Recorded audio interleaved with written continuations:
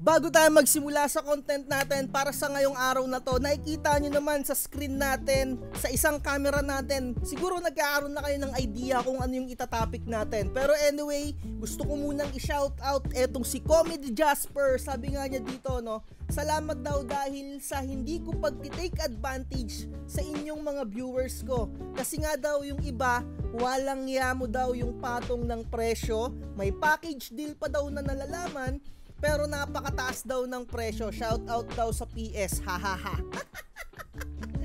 Anyway mga tropa, nangyayari rin naman dito sa channel natin. To tell you honestly, gusto kong maging transparent sa inyo and sabihin na natin na nagtitake advantage din ako sa inyo to the point na gusto ko rin mag-earn dito sa channel natin, pero at the same time gusto ko na nasasatisfied kayo sa mga binibigay kong knowledge mga tropa. At syempre yung way ng mga pagbebenta natin ng mga templates, mga Canva Pro at sa mga affiliate link natin, ayan yung nagsusustain sa channel natin kung bakit ako ginaganahan. And sa tingin ko, para sa akin, sapat na yun na matake advantage kayo sa pamamagitan din ng pag-give and take natin, no, mga tropa. At salamat sa mga nag-aabil sa mga links natin. Dahil sa mga links na yan, dyan din ako bumibili. Dyan ako bumibili ng mga legit materials. At kagaya nga ng comment netong tropa natin na si Jasper, kailangan kung bibili kayo ng mga package, yung makakamura kayo. Kaya nga package ni, ibig sabihin na makakamura kayo doon. Kung ikukumpara mo kung bibili ka ng pasolo-solo. Pero kung overprice yung package,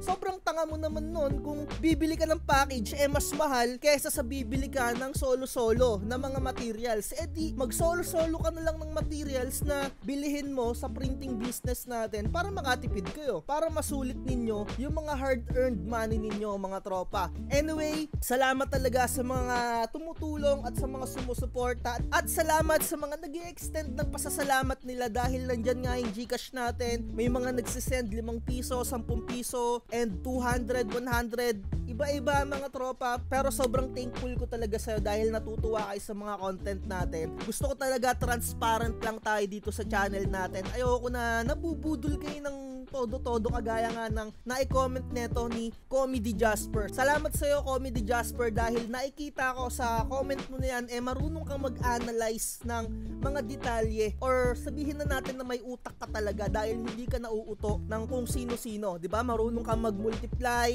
division, addition, subtraction, di ba? So ayun yung pinaka-importante, at kailangan mapanuri kayo sa mga presyo ng mga binibili ninyo kung papasok kayo ng kahit anong business, di ba? So eto na yung content natin para sa ngayong araw na to. Gusto ko lang i-share sa inyo kung bakit napapangitan din ako sa Hansol. And syempre, clickbait lang yon mga tropa. Alam ko naman na nakikita ninyo yung title natin na Ang Pangit ng Hansol Pigment Ink. Ang pangit ng Hansol Pigment Ink to the way na dito lang sa kanilang bote. And etong content natin, sasabihin ko lang sa inyo, ayun nga kung saan ako part na napapangitan kay Hansol Pigment Ink. Dahil gusto ko talaga transparent tayo at walang perfectong pigment ink. Wala, as in wala. Nakadepende yan sa taste ninyo, sa panglasa ninyo mga tropa, sa mga mata ninyo. Depende sa mga mata ninyo kung paano nyo titignan yung isang bagay or yung output niya, kung maganda para sa inyo yon, di ba mga tropa? And alam ko may mga partner na yung mga ibang viewers natin dito, at syempre yung mga partner ninyo sa mga mata nyo sobrang gaganda niyan, and sabihin na natin yung totoo, sa iba hindi nila type yung partner mo, at yun na nga yung pinaka point ko. And kaya ako nga sinasabi na walang perfectong pigment ink, kasi kagaya neto, ako nagagandahan talaga ako sa output ng Hansol, pero hindi ko siya i-recommend sa inyo kasi baka iba yung inyong mga taste, lalong-lalo na unahin natin sa bote netong Hansol Pigment Ink. Once na mabuksan mo siya mga tropa, tapos yung tipong ilalapag mo lang siya ng ganyan, and minsan may mga chance na yung pinakatakip niya nababagsakan ng mga ibang materials at nagkakaganito siya, nagka-crack, or sabihin na natin na medyo malutong yung kanyang takip. Ayun lang talaga, kumbaga bumabaon yung pinaka head nung bote dito sa kanyang takip at umaangat yung pinakatakip niya. So ayun, nagkalaglagan na yung mga pang content materials natin. Ayun talaga yung pinaka ayoko sa kanya. Kaya mga tropa, sinisafety ko talaga yung lagayan ko kapag may mga natitirang ink, kasi once na matumba yan, maganyan, nagkakaroon talaga ng crack And sa una maliit, halimbawa yung pinaka-fresh pa siya, eto kapag ka nalaglag mo siya ng ganyan, medyo natamaan yung pinaka-takip niya, mapapansin mo na lang lumalaki talaga. Ayun yung pinaka-ayaw ko sa kanya kasi one time, hindi ko talaga napansin. Ang ginawa ko, etong kanyang pinaka-takip dito, talagang tinanggal ko siya. Yung mga harang-harang dyan.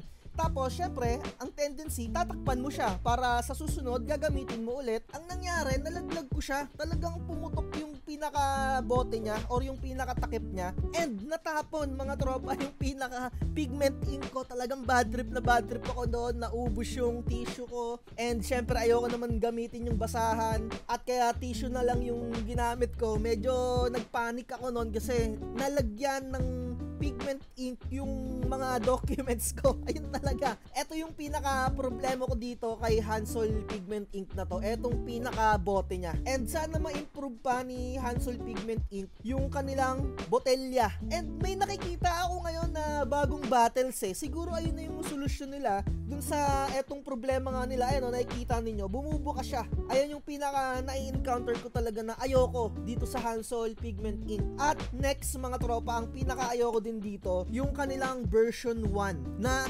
kulay itim. Inuulit ko mga tropa, no, para sa mga hindi pa nakakaalam, ang Hansol ay meron siyang dalawang version ng kulay black. Ito yung version 1, wala kang makikitang kahit ano na number. At ito naman yung version 2, makikita mo, pa-rectangle yung pinaka-sticker niya dyan. Although ito ay sticker lang din at natatanggal, para lang talaga siyang pinatong. And mga tropa, baka magtaka kayo, baka sabihin nyo, peke, etong ganitong pigment ink na may nakapatong na sticker. Original ink din yan mga tropa. Aakalain nyo lang siya na peke, basta ang gagawin ninyo, sa mga lehitimong seller lang talaga kayo bibili. Kagaya nung mga The Happy Station at kung ano-ano pang mga online store, hindi ko na masyado ma-recall kung saan ako bumibili. Pero ilalagay ko na lang sa description kung saan ako bumibili, no, mga tropa. Ayun, no, ganyan ang mangyayari dyan. Eto, version 1, yung bilog, at walang nakalagay na version 2. Dito naman nakalagay BK. Eto yung version 2. Eto yung version 1. Ano yung pinagkaiba niyan, mga tropa? Etong version 1, hindi siya kumakapit sa glossy at talagang ang tagal niyang matuyo. Sobrang pangit niya, mga tropa. Sa totoo lang, kasi dati hindi ko rin alam to eh. Pare-pares tayo nagre-research, mga tropa, sa mga pigment ink na ginagamit natin. And ayun nga, base sa akin, nagagandahan ako sa Hansol, pero hindi ko alam na meron palang version 2. Kaya naman, ang dami kong nabiling version 1, parang mga 5 piraso ata. Yung iba pinamigay ko na, and nagtira na lang ako ng iba dito para pang content material, para mayroon akong maipakita sa inyo. Baka sabihin nyo kasi wala akong ganung item at kino-content ko, di ba? Ayan, no? Eto talagang version 1, ang tagal niyang matuyo, mga tropa. Ayun lang talaga yung pinakaayaw ko, kaya naman nag-come up si Hansol ng version 2. Eto naman, ang nangyayari sa version 2, ang bilis naman niyang matuyo, mga tropa. Talagang parang isang araw pa lang nagbabara na yung pigment ink ninyo. Talagang mag-head clean kayo kinabukasan para makapag-print ulit kayo ng maayos. Pero wala na akong nai-encounter na hindi siya kumakapit sa glossy. As in, wala na akong problema. Ayun kasi yung mga common na nangyayari, mga tropa, sa mga gumagamit ng pigment ink. Ang sistema, ang ginagamit nila, CMYK, cyan, magenta, at yellow. Etong tatlong to ang ginagamit nila na common. Tapos ang mangyayari, bibili sila ng kuyi na pigment ink na itim. Ipagko-combine nila yon. Eto example lang to na kunyari eto yung kuyi na pigment ink na black. Ipagko-combine nila yan, mga tropa. Kasi nga, etong Hansol medyo pangit yung version 1. Pero sa ngayon, at sa medyo matagal na din na nagkaroon ng version 2 etong Hansol na to. Kaya naman, yung mga nakakuyi na combination, nag-straight Hansol na din talaga. Ganun na yung ginagawa nila. And syempre, kagaya nga ng sinabi ko, bawat ink, mga tropa, may mga kanya-kanyang karakteristik yan. Kahit Hansol, kahit kuyi, etong nakikita ninyo, kahit Inkrite, mga tropa, iba't iba yung mga karakteristik niya. Pero ang nagustuhan ko naman dito sa Hansol Pigment Ink, yung amoy din niya.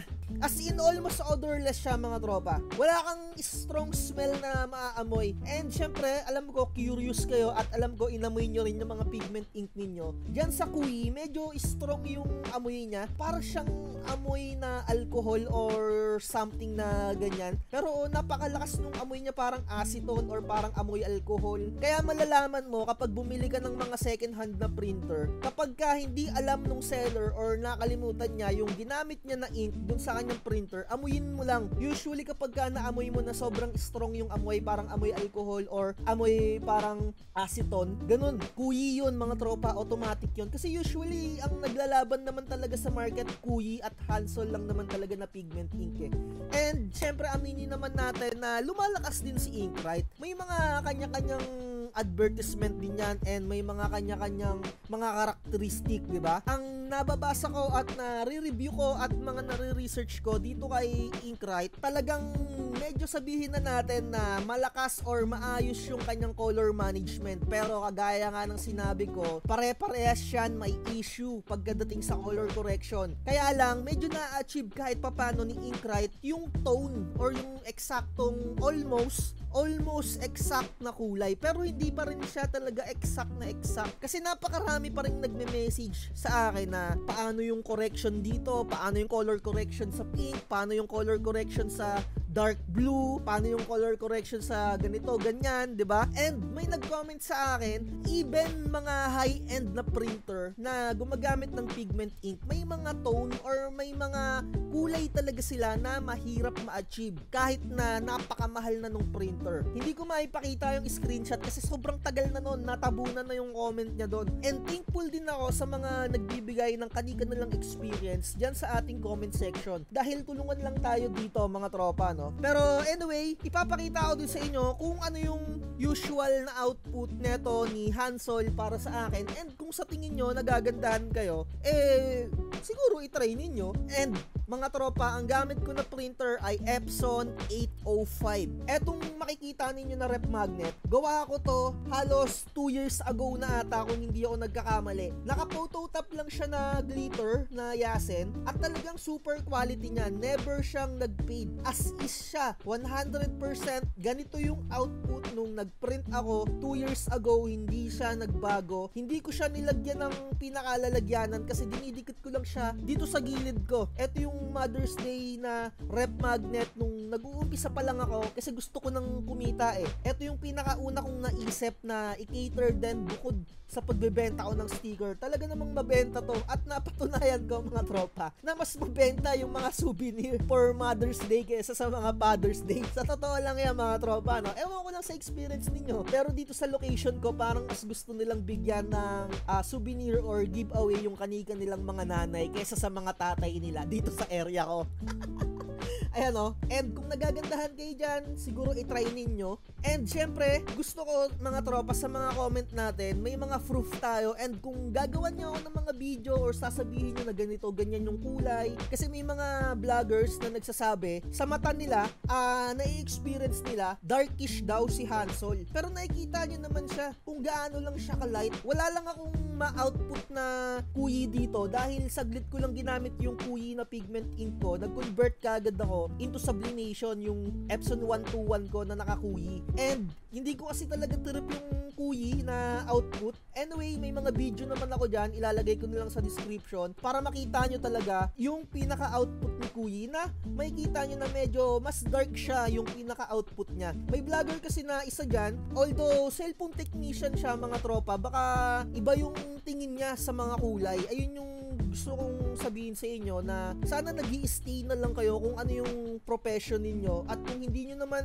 madalas na i-experience or hindi kayo sure or kung wala kayong proof, sana wag nyo nang i-share din yung info ninyo kung hindi kayo sure sa mga experience ninyo and kung mga hearsay lang or mga chismis lang kasi naggagawa yan or nakaka-confuse yan sa mga viewers natin. Kaya ako lagi akong may proof dito mga tropa at ayan naman. And eto naman yung output sa aking tumbler or yung mga ginagawa ko ng mga stickers using Hansol pigment ink. Ayan. So napapansin nyo, medyo umaangat na siya and medyo matagal na rin itong nakadikit. Siguro may month na rin kasi ine-experiment ko yung sticker brand kung talagang madikit siya. Ayan. Ayan yung output niya. Sana nakikita nyo. Eto parang sa dye ink po ata to pinrint, etong iba dito. Pero eto, ayan, Hansol Pigment Ink yan. Eto ata yung dye ink, pero eto pigment ink ata to kung hindi ako nagkakamali.